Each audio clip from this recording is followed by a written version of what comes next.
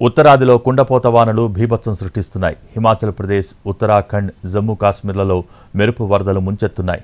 ఢిల్లీని వానలు వరదలు వేయటం లేదు. ఇంకా జలదిగ్బంధంలోనే ఉన్నాయి అనేక ప్రాంతాలు.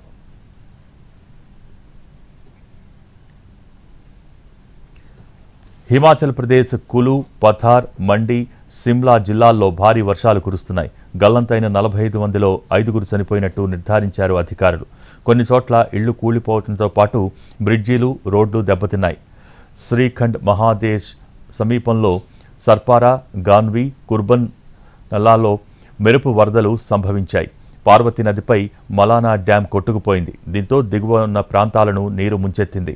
సిమ్లా జిల్లా రాంపూర్లోని సమేజ్ ఖడ్లో 30 మంది కొట్టుకుపోయారు. వీరిలో 2 చనిపోయారు.